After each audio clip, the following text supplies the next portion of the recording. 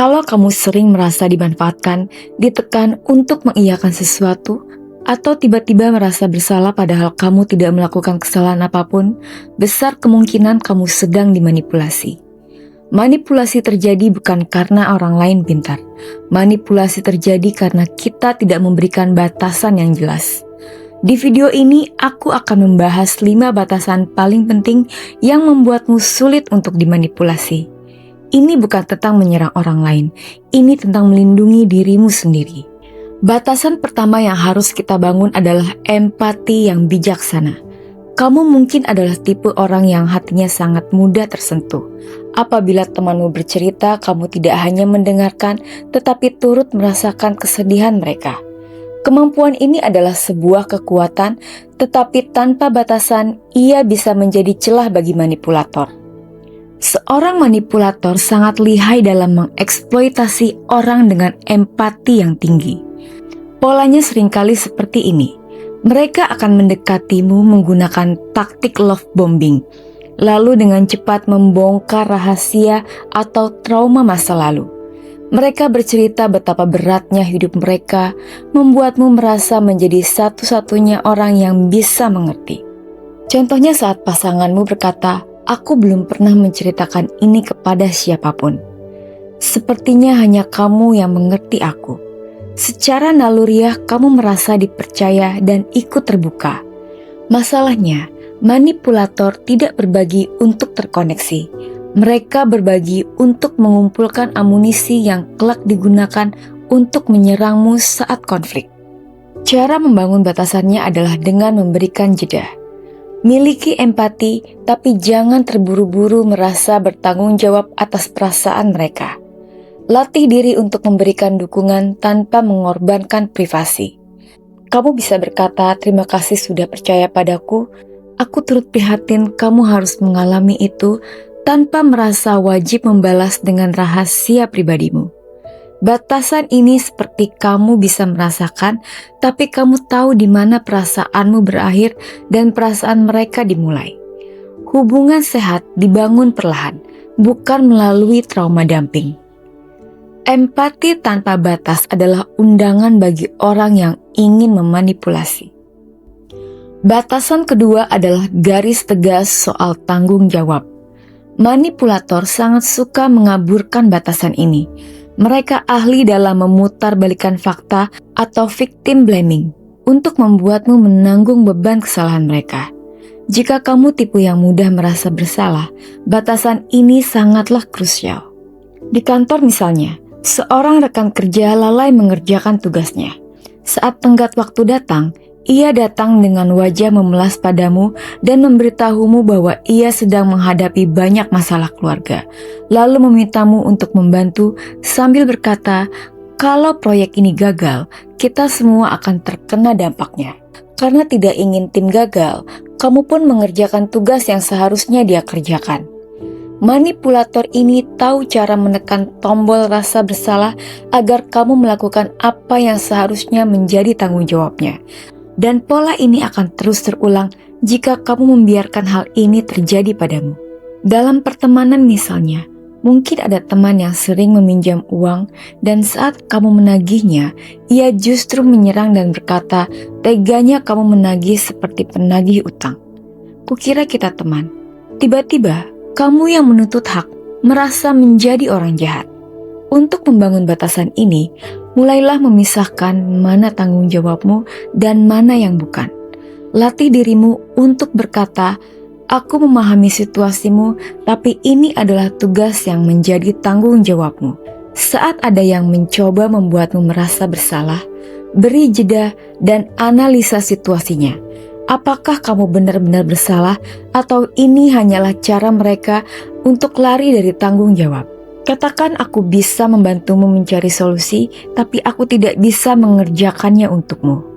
Menolong tidak sama dengan mengambil alih tanggung jawab orang lain. Batasan ketiga adalah tentang melindungi asetmu yang paling berharga, yaitu waktu dan energimu. Alat utama untuk membangun batasan ini adalah kemampuan untuk berkata tidak. Banyak orang baik merasa sulit berkata tidak karena ingin menjaga keseimbangan relasi. Namun, manipulator melihat ini sebagai undangan terbuka untuk mengambil alih kendali. Bayangkan kamu sedang bersantai di rumah, lalu tiba-tiba atasanmu mengirim pesan di luar jam kerja untuk memintamu bertemu sebentar di dekat kantornya. Dan kamu pun tahu kalau sebenarnya hal ini bisa dibahas besok saat jam kerja. Namun karena tidak enak hati, kamu pun mengiyakan dan mengorbankan waktu istirahatmu. Manipulator sengaja memilih waktu dan tempat yang menguntungkan mereka, karena tahu kamu akan sulit menolak. Untuk mengatasinya, mungkin kamu butuh latihan. Berkata tidak bukanlah tindakan egois, melainkan bentuk penetapan batas yang sehat. Mulailah dari hal kecil, misalnya saat kamu berbelanja dan kasir menawarkan produk tambahan, kamu bisa menolaknya dan berterima kasih. Semakin sering dilakukan akan semakin mudah. Kamu bisa gunakan teknik sandwich, yaitu dengan memberikan kalimat positif, sampaikan penolakan, lalu tutup dengan kalimat positif. Contohnya seperti, terima kasih banyak sudah mengajak, sayangnya malam ini saya tidak bisa, mungkin lain waktu. Batasan ini menegaskan bahwa kamulah yang memegang kendali atas waktu dan energimu. Batasan keempat adalah tentang siapa yang berhak memvalidasi perasaan dan realitasmu, yaitu dirimu sendiri. Jika batasan ini lemah, kamu akan menjadi sasaran empuk untuk di-gaslighting, yaitu tindakan manipulator yang membuatmu meragukan ingatan, perasaan, bahkan kewarasanmu sendiri. Di tempat kerja misalnya, kamu mengajukan ide, kemudian seorang rekan kerjamu memotong dengan istilah rumit dan menyimpulkan kalau idemu mungkin tidak akan berhasil karena beberapa faktor. Dan kamu pun langsung merasa bodoh dan menarik idemu.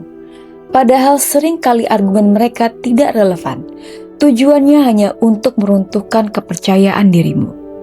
Dalam hubungan contohnya, gaslighting terdengar seperti kamu terlalu sensitif, aku hanya bercanda, atau itu tidak pernah terjadi, mungkin kamu salah ingat. Yang perlahan membuat kamu percaya bahwa kamulah yang bermasalah. Cara untuk membangun batasan ini adalah dengan mulai percaya pada intuisimu sendiri. Jika ada sesuatu yang terasa tidak beres, jangan diabaikan. Dokumentasikan kejadian penting sebagai pengingat objektif. Saat ada yang mencoba membuatmu bingung, beranikan diri untuk meminta kejelasan atau berikan catatan yang menunjukkan kejadian sesungguhnya yang sudah kamu dokumentasikan. Dengan memiliki batasan ini, berarti kamu memegang teguh realitasmu sendiri dan tidak membiarkan siapapun merusaknya. Dan kita sampai pada batasan terakhir yang sering menjadi akar dari semuanya. Batasan akan prioritas diri. Batasan ini adalah penangkal dari keinginan untuk menjadi people pleaser atau orang yang selalu berusaha menyenangkan orang lain. Seorang people pleaser merasa nilai dirinya bergantung pada persetujuan orang lain. Di lingkungan keluarga misalnya, kamu berbagi kabar baik tentang pencapaian karirmu, lalu salah satu anggota keluargamu berkomentar kalau sepupumu sudah mencapai itu lebih dulu. Komentar ini sengaja dilontarkan untuk membuat pencapaianmu terasa kecil. Beberapa hari kemudian, orang yang sama datang meminta bantuan. Karena kamu merasa perlu membuktikan nilaimu di mata mereka, kamu pun langsung setuju untuk membantunya. Mereka mengeksploitasi kebutuhanmu akan pengakuan demi keuntungan mereka. Langkah pertama dalam membangun batasan ini adalah dengan menyadari kamu tidak bisa menyenangkan semua orang dan itu tidak apa-apa. Kebahagiaan orang lain bukanlah tanggung jawabmu. Mulailah mengidentifikasikan kebutuhanmu sendiri. Apa yang sesungguhnya kamu inginkan? Ketika ada yang meminta tolong, ambil jeda dan tanyakan pada diri sendiri, apakah aku benar-benar ingin melakukan ini?